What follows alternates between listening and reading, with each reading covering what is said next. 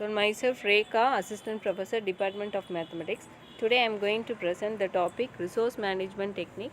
The topic name is Linear Programming Problem. So normally linear programming problem is nothing but optimizing the allocation for a limited resource to meet an objective. So this is good example is main raw material, market demand, etc.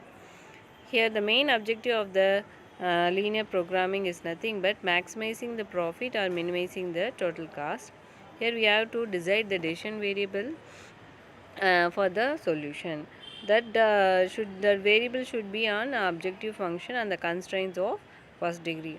So that is normally linear programming problem should be deals with the maximization or minimization, and it should be have a set of constraints and a non-negative restriction. Let us consider a problem. It is an industry oriented problem, so you can take an industry engaged with the two models. So for the two models we have to print, assemble, testing for etc. The model A got a profit of rupees 50, and whereas model B got a profit of rupees 80, and now total number of hours per assemble is 600, 100, and testing is 30. So in this problem we have to formulate the maximizing the profit.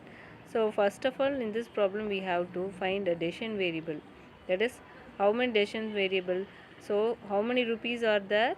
There are 2 rupees for model A 50, model B 80. So if it is 2 rupees means you will have a 2 decision variable, and you can identify the problem is in maximizing the profit. So let us consider the maximizing z as 50x1 plus 80x2, and then we have to choose the constraints. So how to choose the constraints? So for the assembly, what is the time taken? So it should be a see the tabular column. It should be, or assembly it should be 1.0, and for model A, and 1.5 for model B. Similarly for painting and testing, so on.